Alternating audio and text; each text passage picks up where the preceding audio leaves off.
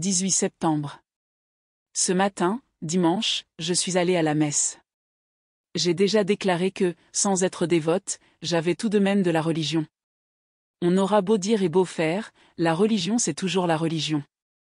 Les riches peuvent peut-être s'en passer, mais elle est nécessaire aux gens comme nous. Je sais bien qu'il y a des particuliers qui s'en servent d'une drôle de façon, que beaucoup de curés et de bonnes sœurs ne lui font pas honneur. Il n'importe. Quand on est malheureuse et dans le métier, on l'est beaucoup plus qu'à son tour. Il n'y a encore que ça pour endormir vos peines, que ça, et l'amour. Oui, mais l'amour, c'est un autre genre de consolation. Aussi, même dans les maisons impies, je ne manquais jamais la messe. D'abord, la messe, c'est une sortie, une distraction, du temps gagné sur les ennuis quotidiens de la baraque. C'est surtout des camarades qu'on rencontre, des histoires qu'on apprend, des occasions de faire connaissance. Ah! Si j'avais voulu, à la sortie de la chapelle des Assomptionnistes, écouter de vieux messieurs très bien qui m'en chuchotaient, à l'oreille, de drôles de psaumes, je ne serais peut-être pas ici, aujourd'hui. Aujourd'hui, le temps s'est remis. Il fait un beau soleil, un de ces soleils brumeux qui rendent la marche agréable, et moins lourde, les tristesses. Je ne sais pourquoi, sous l'influence de cette matinée bleue et or, j'ai dans le cœur presque de la gaieté. Nous sommes à 1500 mètres de l'église. Le chemin est gentil qui y conduit, une petite sente, ondulant entre des haies. Au printemps, il doit y avoir tout plein de fleurs, des cerisiers sauvages et des épines blanches qui sentent si bon. Moi, j'aime les épines blanches. Elles me rappellent des choses, quand j'étais petite fille. À part ça, la campagne est comme toutes les campagnes, elle n'a rien d'épatant. C'est une vallée très large, et puis, là-bas, au bout de la vallée, des coteaux. Dans la vallée, il y a une rivière, sur les coteaux, il y a une forêt, tout cela couvert d'un voile de brume, transparente et dorée, qui cache trop à mon gré le paysage. C'est drôle, je garde ma fidélité à la nature bretonne. Je l'ai dans le sang. Aucune ne me paraît aussi belle, aucune ne me parle mieux à l'âme. Même au milieu des plus riches, des plus grasses campagnes normandes, j'ai la nostalgie de la lande, et de cette mer tragique et splendide où je suis née.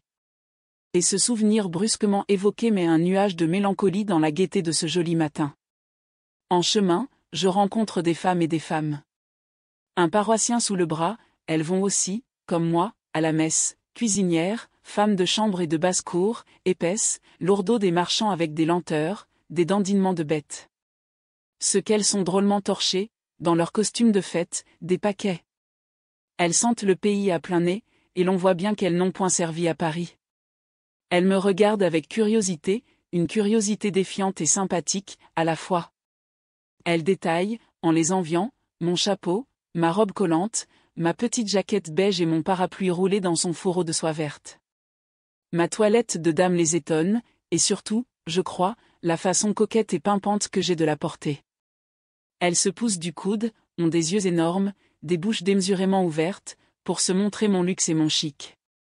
Et je vais, me trémoussant, leste et légère, la bottine pointue, et relevant d'un geste hardi ma robe qui, sur les jupons de dessous, fait un bruit de soie froissée.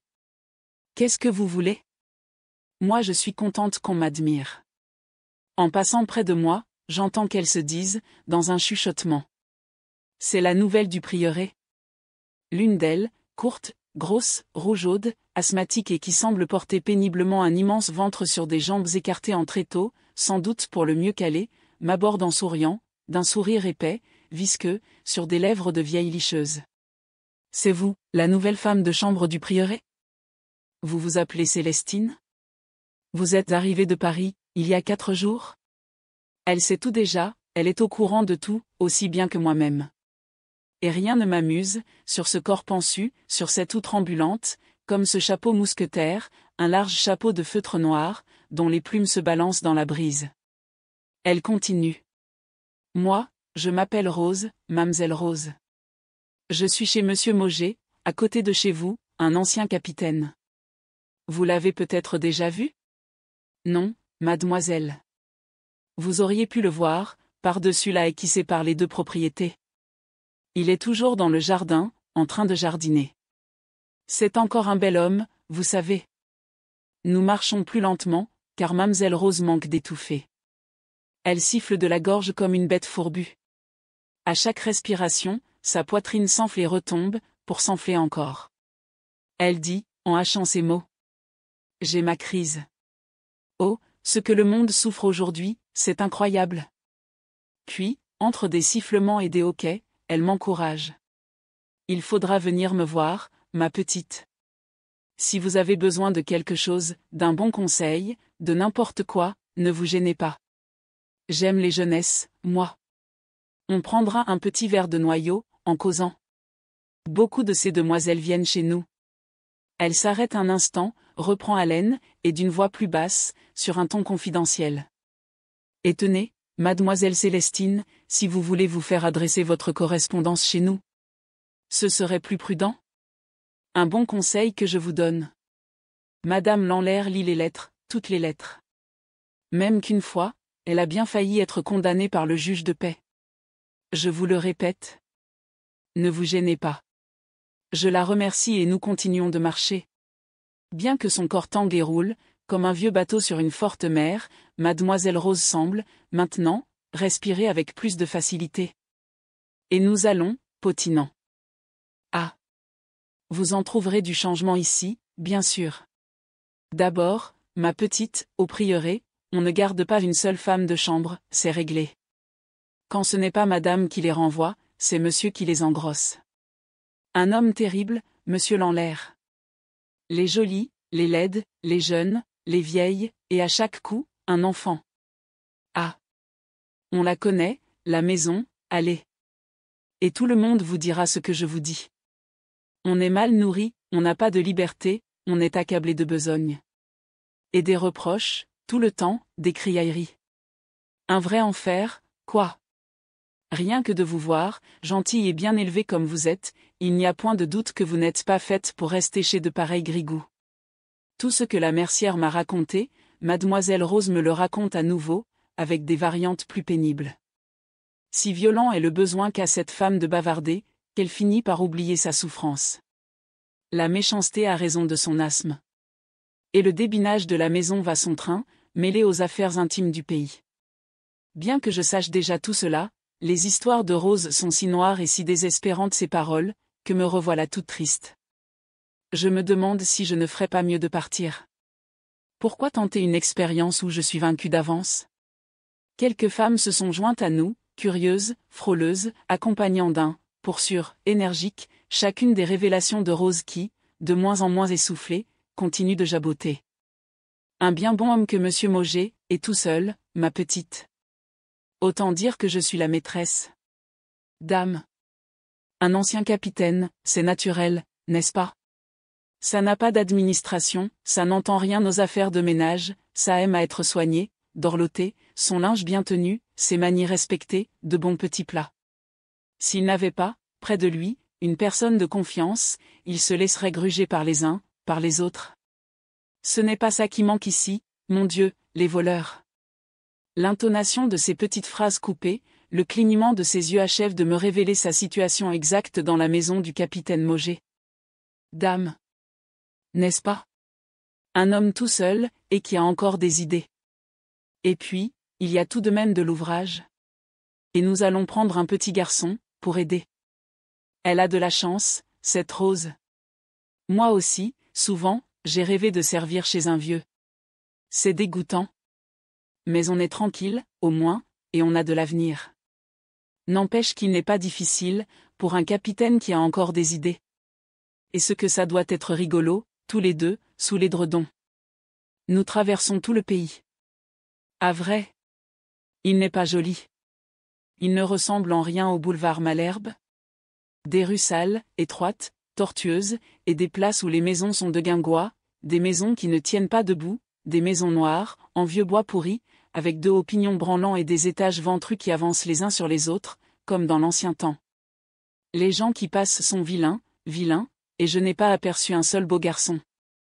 L'industrie du pays est le chausson de lisière. La plupart des chaussonniers, qui n'ont pu livrer aux usines le travail de la semaine, travaillent encore. Et je vois, derrière des vitres, de pauvres faces chétives, des dos courbés, des mains noires qui tapotent sur des semelles de cuir. Cela ajoute encore à la tristesse morne du lieu. On dirait d'une prison.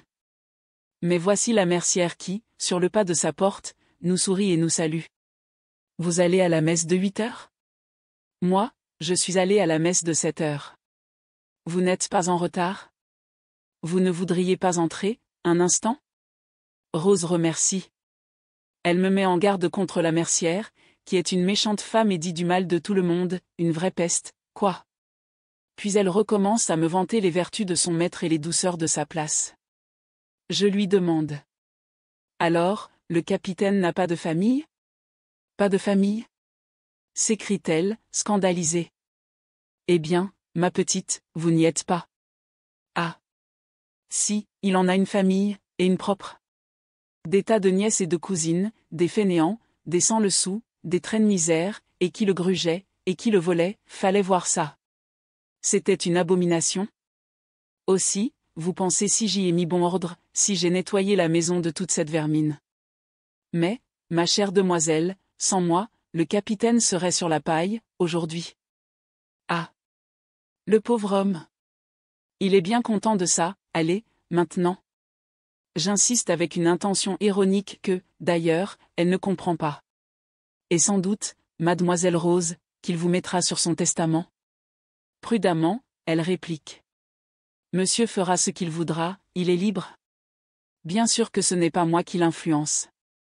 Je ne lui demande rien, je ne lui demande même pas de me payer des gages. Aussi, je suis chez lui par dévouement. Mais il connaît la vie, il sait ceux qu'il aime, qui le soignent avec désintéressement, qui le dorlotent. Il ne faudrait pas croire qu'il est aussi bête que certaines personnes le prétendent, Madame Lanlaire en tête, qui en dit des choses sur nous. C'est un malin au contraire, Mademoiselle Célestine, et qui a une volonté à lui. Pour ça. Sur cette éloquente apologie du capitaine, nous arrivons à l'église. La grosse Rose ne me quitte pas. Elle m'oblige à prendre une chaise près de la sienne, et se met à marmotter des prières, à faire des génuflexions et des signes de croix. Ah, cette église!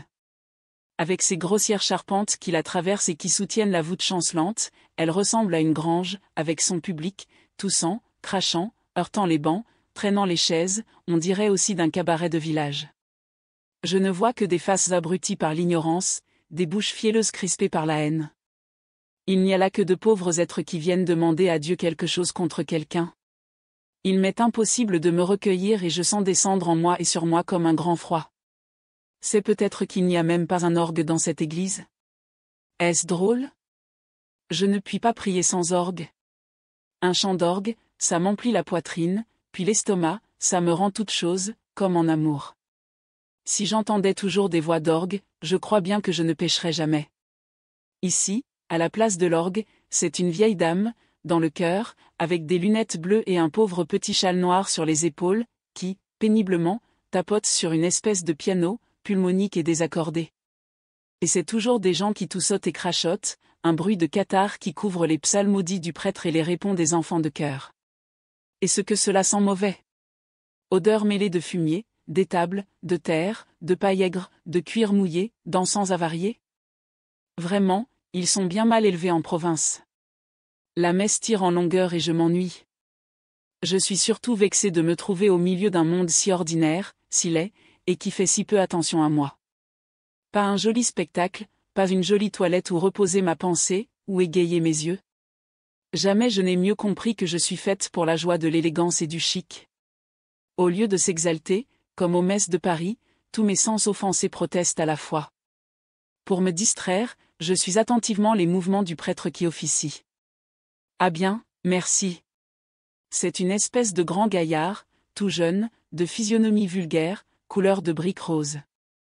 Avec ses cheveux ébouriffés, sa mâchoire de proie, ses lèvres goulues, ses petits yeux obscènes, ses paupières cernées de noir, je l'ai bien vite jugé.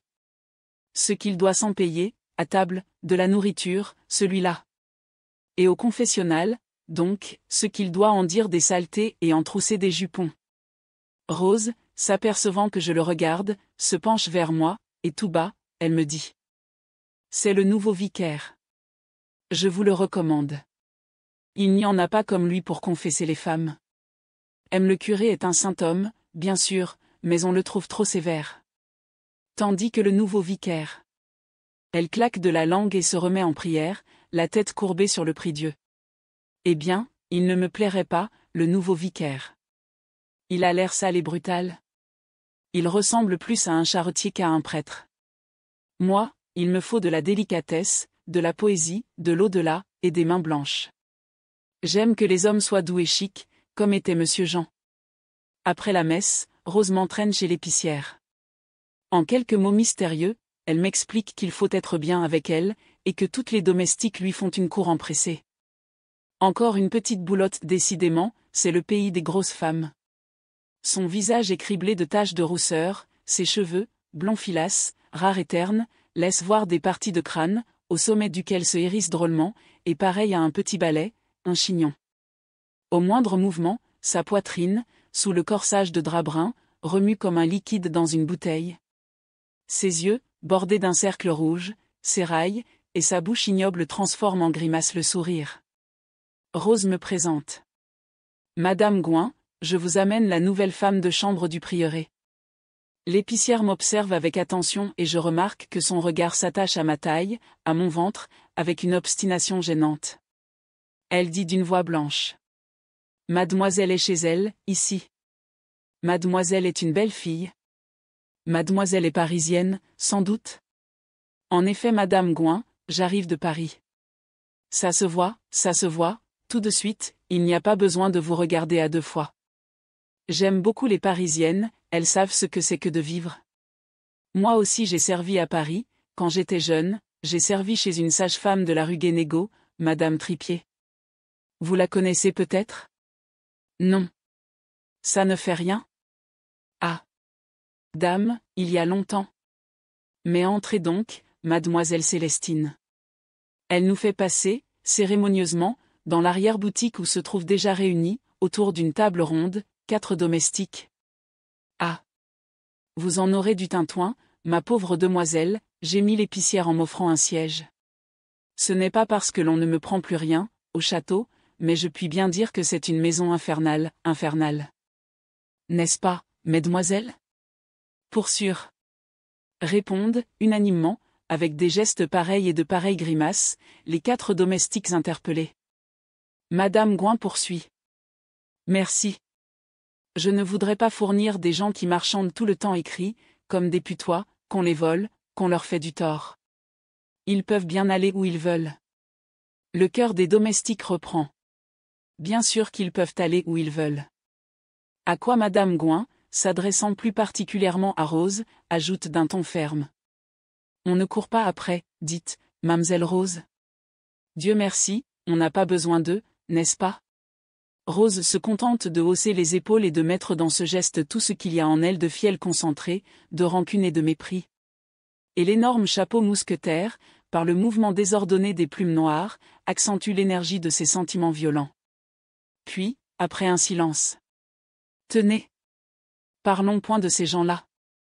Chaque fois que j'en parle, j'ai mal au ventre. Une petite noiraude, maigre, avec un museau de rat, un front fleuri de boutons et des yeux qui suintent, s'écrie au milieu des rires. Pour sûr, qu'on les a quelque part. Là-dessus, les histoires, les potins recommencent. C'est un flot ininterrompu d'ordures vomies par ces tristes bouches, comme d'un égout. Il semble que l'arrière-boutique en est empestée. Je ressens une impression d'autant plus pénible que la pièce où nous sommes est sombre et que les figures y prennent des déformations fantastiques. Elle n'est éclairée, cette pièce, que par une étroite fenêtre qui s'ouvre sur une cour crasseuse, humide, une sorte de puits formé par des murs que ronge la lèpre des mousses. Une odeur de saumure, de légumes fermentés, de harensorts, persiste autour de nous, imprègne nos vêtements. C'est intolérable. Alors, chacune de ces créatures, tassées sur leurs chaises comme des paquets de linge sale, s'acharne à raconter une vilainie, un scandale, un crime. Lâchement, j'essaie de sourire avec elle, d'applaudir avec elle, mais j'éprouve quelque chose d'insurmontable, quelque chose comme un affreux dégoût. Une nausée me retourne le cœur, me monte à la gorge impérieusement, m'affadit la bouche, me serre les tempes. Je voudrais m'en aller. Je ne le puis, et je reste là, idiote, tassée comme elle sur ma chaise, ayant les mêmes gestes qu'elle, je reste là à écouter stupidement ces voix aigres qui me font l'effet d'eau de vaisselle, glougloutant et s'égouttant par les éviers et par les plombs. Je sais bien qu'il faut se défendre contre ses maîtres, et je ne suis pas la dernière à le faire, je vous assure. Mais non, là, tout de même, cela passe l'imagination. Ces femmes me sont odieuses, je les déteste, et je me dis tout bas que je n'ai rien de commun avec elles. L'éducation, le frottement avec les gens chics, l'habitude des belles choses, la lecture des romans de Paul Bourget m'ont sauvé de ces turpitudes. Ah! Les jolies et amusantes rosseries des offices parisiens, elles sont loin. C'est Rose qui décidément obtient le plus grand succès. Elle raconte avec des yeux papillotants et des lèvres mouillées de plaisir. Tout cela n'est rien auprès de Madame Rodot, la femme du notaire. Ah! Il s'en passe des choses chez elle. Je m'en doutais, dit l'une. Une autre énonce, en même temps. Elle a beau être dans les curés, je l'ai toujours pensé que c'est une rude cochonne. Tous les regards sont émerillonnés, tous l'écoutant du vers rose, qui commence son récit. Avant hier, Monsieur Rodot était parti, soi-disant à la campagne, pour toute la journée. Afin de m'édifier sur le compte de Monsieur Rodot, elle ouvre, en mon honneur, cette parenthèse. Un homme louche, un notaire guère catholique, que ce Monsieur Rodot. Ah! Il y en a des micmacs dans son étude, à preuve que j'ai fait retirer par le capitaine des fonds qu'il y avait déposés. Oui, dame. Mais ce n'est pas de Monsieur Rodot qu'il s'agit pour l'instant. La parenthèse fermée, elle redonne à son récit un tour plus général. Monsieur Rodot était donc à la campagne. Qu'est-ce qu'il va faire si souvent à la campagne? Ça, par exemple, on ne le sait pas. Il était donc parti à la campagne. Madame Rodot fait aussitôt monter le petit Claire, le petit gars de Justine, dans sa chambre, sous prétexte de la balayer. Un drôle de balayage, mes enfants. Elle était quasiment toute nue, avec des yeux drôles, comme une chienne en chasse. Elle le fait venir près d'elle, l'embrasse, le caresse, et disant qu'elle va lui chercher ses puces, voilà qu'elle le déshabille. Et alors, savez-vous ce qu'elle a fait? Eh bien, tout à coup, elle s'est jetée dessus, cette goule-là, et elle l'a pris de force, oui, mesdemoiselles. Et si vous saviez de quelle manière elle l'a pris? Comment qu'elle l'a pris? Interroge vivement la petite Noiraude, dont le museau de rat s'allonge et remue. Toutes sont anxieuses. Mais, devenant sévère, pudique, Rose déclare. Ça ne peut pas se dire à des demoiselles. De désappointement suivent cette réponse. Rose continue, tour à tour indignée et émue. Un enfant de 15 ans, si c'est possible. Et joli, joli comme un amour, et innocent, le pauvre petit martyr. Ne pas respecter l'enfance, faut-il en avoir du vice dans le sang? Paraît qu'en rentrant chez lui, il tremblait, pleurait, le chérubin, que c'était à vous fendre l'âme. Qu'est-ce que vous dites de ça? C'est une explosion d'indignation, une avalanche de mots orduriers? Rose attend que le calme soit revenu. Elle poursuit. La mère est venue me conter la chose. Moi, je lui ai conseillé, vous pensez bien, d'actionner le notaire et sa femme. Pour sûr, ah. Pour sûr. Eh bien, la Justine hésite, parce qu'est-ce. Finalement, elle ne veut pas. J'ai idée que M. le curé, qui dîne toutes les semaines chez les Rodot, est intervenu. Enfin, elle a peur, quoi? Ah. Si c'était moi. Certes, j'ai de la religion, mais il n'y a pas de curé qui tienne. Je leur en ferai cracher de l'argent, des 100 et des 1000, et des 10 000 francs. Pour sûr, ah. Pour sûr. Manquer une occasion comme ça? Malheur. Et le chapeau mousquetaire claque comme une tente sous l'orage. L'épicière ne dit rien? Elle a l'air gênée. Sans doute qu'elle fournit le notaire. Adroitement elle interrompt les imprécations de Rose. J'espère que mademoiselle Célestine voudra bien accepter un petit verre de cassis avec ces demoiselles. Et vous, mamselle Rose? Cette invitation calme toutes les colères, et tandis que d'un placard elle retire une bouteille et des verres que Rose dispose sur la table, les yeux s'allument et les langues passent, effilées, sur les lèvres gourmandes. En partant, l'épicière me dit, aimable et souriante. Ne faites pas attention, parce que vos maîtres ne prennent rien chez moi. Il faudra revenir me voir. Je rentre avec Rose qui achève de me mettre au courant de la chronique du pays. J'aurais cru que son stock d'infamie dût être épuisé? Nullement. Elle en trouve, elle en invente de nouvelles et de plus épouvantables. Ses ressources dans la calomnie sont infinies. Et sa langue va toujours, sans un arrêt. Tous et tout y passent ou y reviennent. C'est étonnant ce qu'en quelques minutes on peut déshonorer de gens, en province. Elle me reconduit ainsi jusqu'à la grille du prieuré. Là, elle ne peut pas se décider à me quitter, parle encore, parle sans cesse, cherche à m'envelopper, à m'étourdir de son amitié et de son dévouement. Moi, j'ai la tête cassée par tout ce que j'ai entendu, et la vue du prieuré me donne au cœur comme un découragement. Ah! Ces grandes pelouses sans fleurs. Et cette immense bâtisse qui a l'air d'une caserne ou d'une prison et où il me semble que, derrière chaque fenêtre, un regard vous espionne. Le soleil est plus chaud, la brume a disparu, et le paysage, là-bas, se fait plus net. Au-delà de la plaine, sur les coteaux, j'aperçois de petits villages qui se dorent dans la lumière, égayés de toits rouges, la rivière à travers la plaine, jaune et verte, lui ça et là en courbes argentées. Et quelques nuages décorent le ciel de leurs fresques légères et charmantes. Mais je n'éprouve aucun plaisir à contempler tout cela.